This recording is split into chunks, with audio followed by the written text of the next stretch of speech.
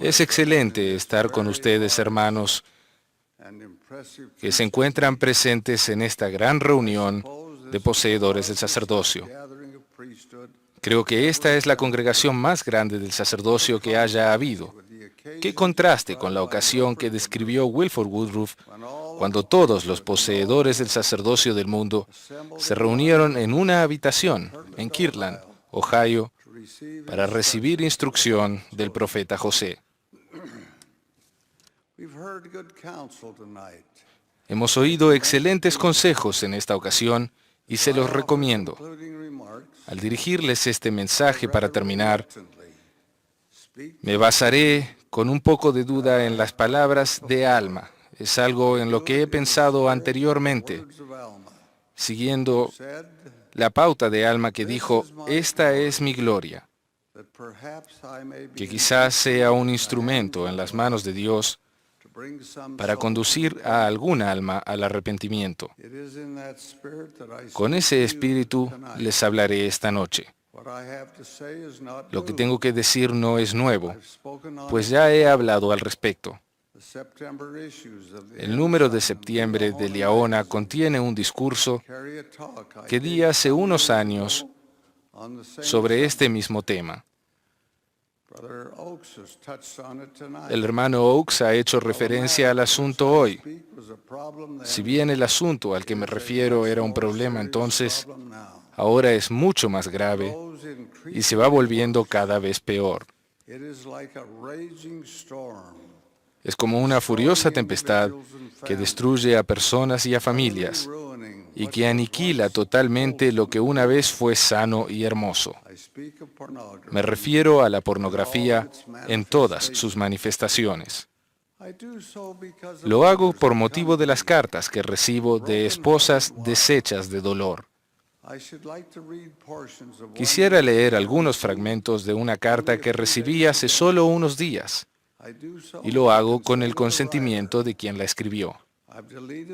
He quitado todo lo que pueda revelar la identidad de las partes interesadas y he hecho unos pocos cambios editoriales con el fin de darle claridad y fluidez.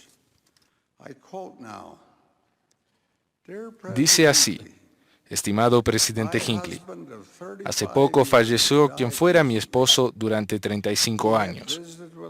Él tuvo una conversación con nuestro buen obispo en cuanto le fue posible después de su última intervención quirúrgica. Enseguida, esa misma noche, vino a decirme que había sido adicto a la pornografía. Necesitaba que lo perdonara antes de que muriese. Además, me dijo que se había cansado de llevar una doble vida.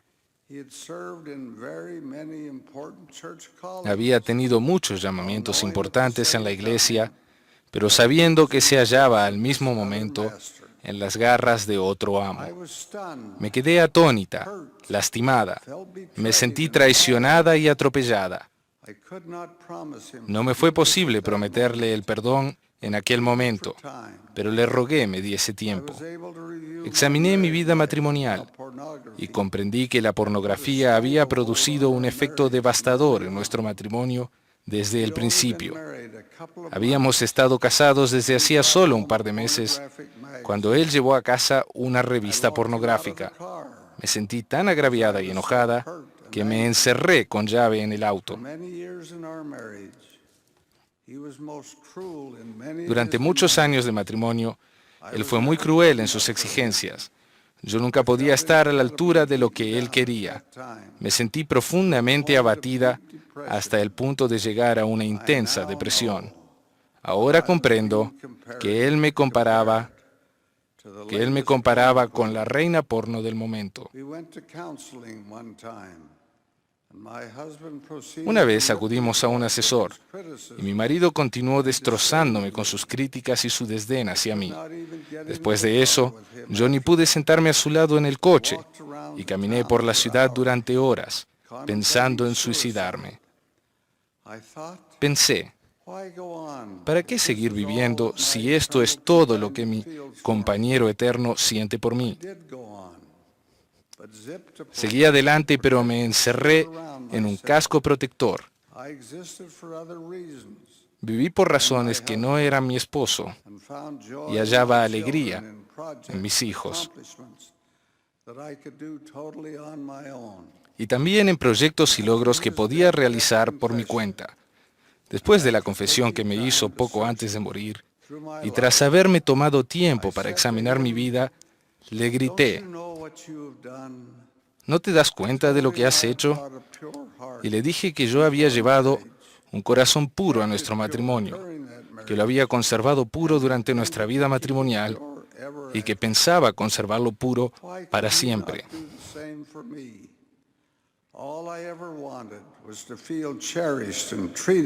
¿Por qué no fue capaz él de hacer lo mismo?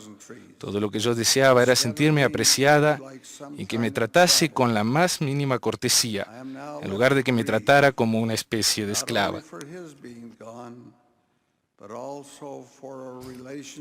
Ahora me quedaba lamentar no solo su partida, sino también una relación que pudo haber sido hermosa, pero no lo fue. Por favor, advierta a los hermanos y a las hermanas.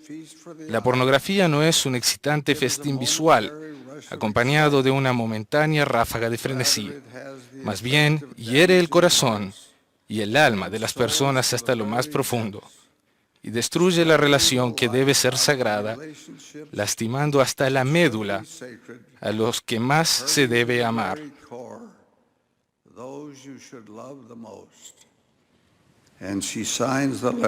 Y la hermana procede a firmar la carta. Qué patética y trágica historia. He omitido algunos de los detalles, pero he leído lo suficiente para que puedan percibir la profundidad del sentimiento de esa mujer. ¿Y qué fue del marido? Padeció una dolorosa muerte de cáncer. Sus últimas palabras fueron una confesión de una vida llena de pecado. Y la pornografía sí es pecado, es diabólica, no cuadra en absoluto con el espíritu del Evangelio, con el testimonio personal de las cosas de Dios y con la vida de quien ha sido ordenado al santo sacerdocio.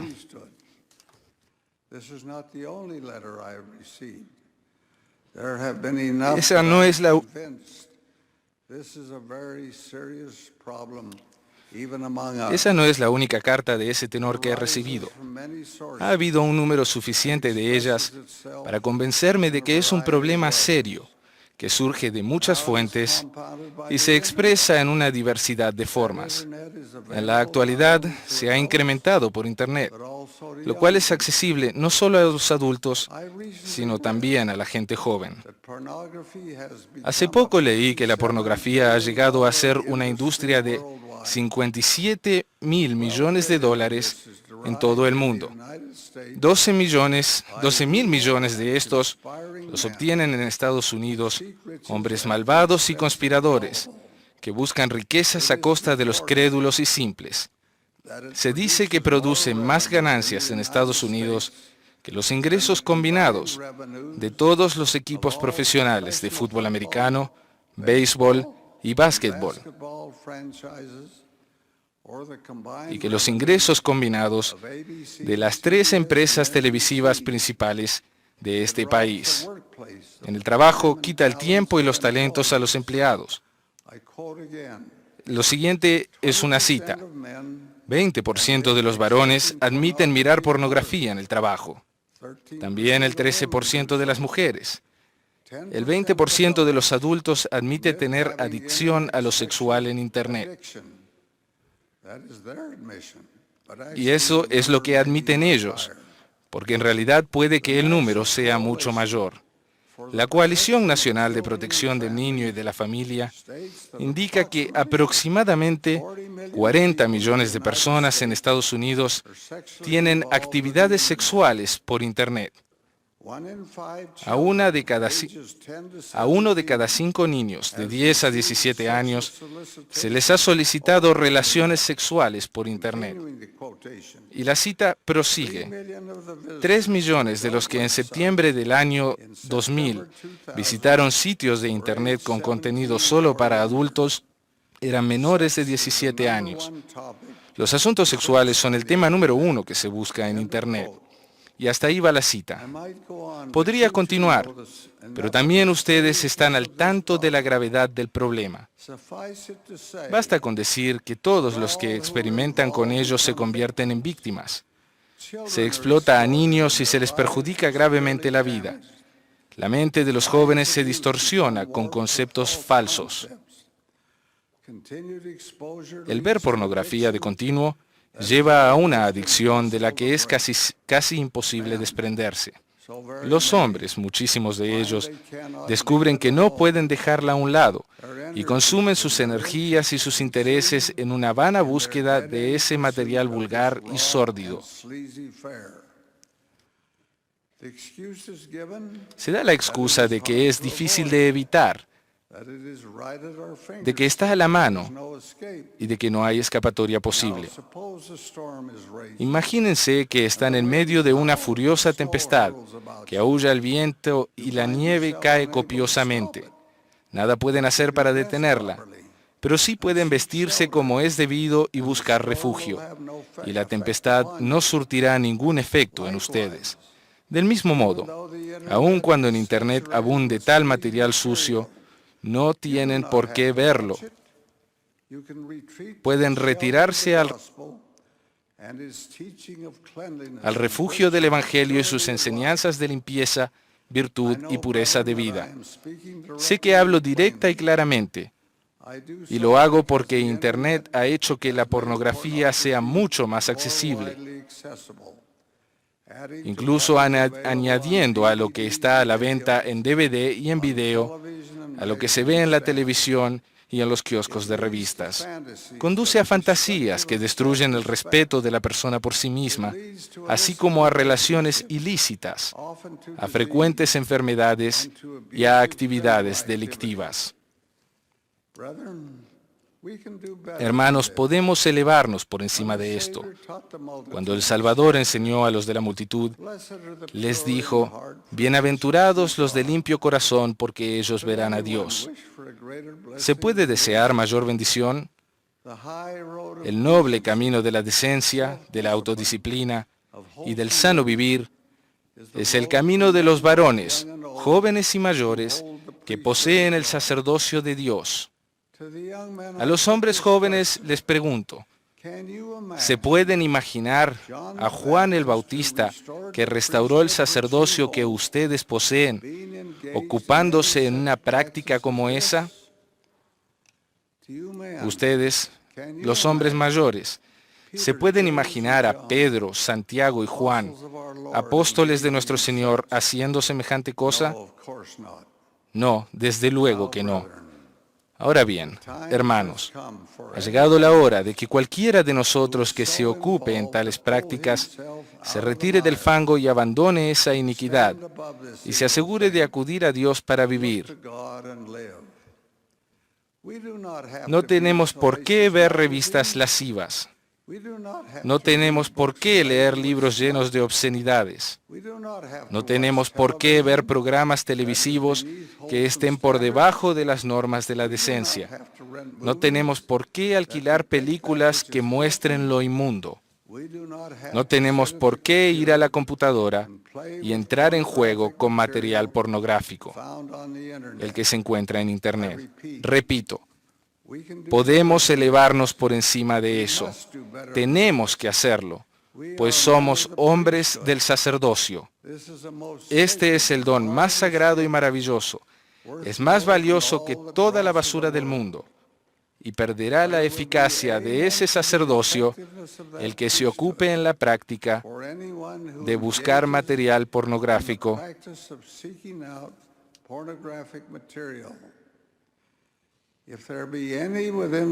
Si alguno entre quienes me escuchan están haciendo tal cosa, debe suplicar al Señor desde lo más profundo de su alma que Él le quite la adicción que le ha esclavizado. Y ruego que tenga la valentía de buscar la amorosa guía de su obispo y, de ser preciso, la asesoría de humanitarios profesionales. Quien se encuentre en la garra de este vicio, que se ponga de rodillas en su habitación y a puerta cerrada, le implore al Señor que le ayude a librarse de este monstruo maligno. Si no lo hace, esa depravada mancha continuará existiendo a lo largo de la vida e incluso en la eternidad. Jacob, hermano de Nefi, enseñó, y acontecerá que cuando todos los hombres hayan pasado de esta primera muerte a vida, de modo que hayan llegado a ser inmortales, aquellos que son justos serán justos todavía, y los que son inmundos serán inmundos todavía. El presidente Joseph F. Smith, en su visión de la visita que hizo el Salvador a los espíritus de los muertos, vio lo siguiente: a los inicuos no fue, ni se oyó su voz entre los impíos y los impenitentes que se habían profanado mientras estuvieron en la carne.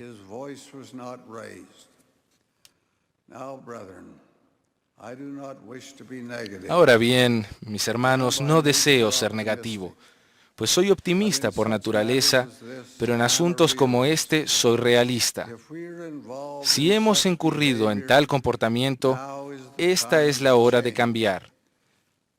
Que esta sea la hora de la firme resolución. Cambiemos a un camino mejor. Ha dicho el Señor: deja también que tus entrañas se llenen de caridad para con todos los hombres y para con los de la familia de la fe. Y deja que la virtud engalane tus pensamientos incesantemente. Entonces tu confianza se fortalecerá en la presencia de Dios y la doctrina del sacerdocio destilará sobre tu alma como rocío del cielo.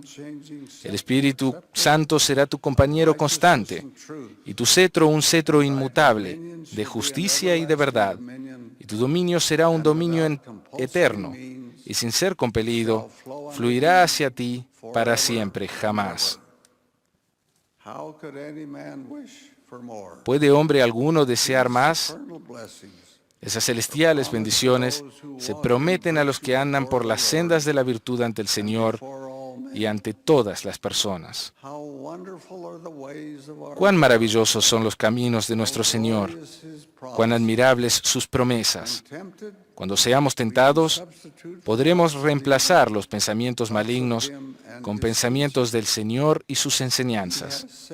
Él ha dicho: y si vuestra mira está puesta únicamente en mi gloria, vuestro cuerpo entero será lleno de luz, y no habrá tinieblas en vosotros, y el cuerpo lleno de luz comprende todas las cosas.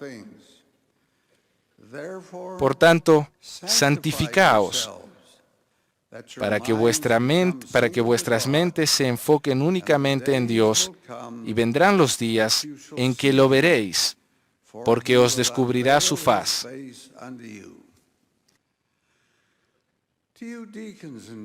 A ustedes, diáconos, maestros y presbíteros que están con nosotros esta noche, a ustedes, magníficos jóvenes que tienen que ver con la Santa Cena, el Señor ha dicho: sed limpios los que lleváis los vasos del Señor. Para todos los poseedores del sacerdocio, la declaración de la revelación es clara e inequívoca. Los derechos del sacerdocio están inseparablemente unidos a los poderes del cielo, y que éstos no pueden ser gobernados ni manejados, sino conforme a los principios de la rectitud. Ahora bien, sé, mis hermanos, que la mayoría de ustedes no adolece de este mal. Les ruego me perdonen por haber tomado su tiempo para recalcar esto. Pero si ustedes son presidentes de estaca u obispos, presidentes de distrito o de rama, es muy probable que tengan que ayudar a los aquejados de esta dolencia. Ruego al Señor que les dé sabiduría, orientación, inspiración y amor para con aquellos que lo necesiten. Y a todos ustedes, jóvenes y mayores, que no tienen nada que ver con ese mal, los felicito y les dejo mi bendición. Cuán hermosa es la vida del varón que se ha moldeado según las enseñanzas del Evangelio de aquel que fue sin pecado. Tal hombre anda con la frente en alto, sin mancha, a la luz del sol de la virtud y la fortaleza. Ruego que las bendiciones del cielo los acompañen, mis queridos hermanos, y que tendamos una mano de ayuda a cualquiera que lo necesite, en el nombre de Jesucristo. Amén.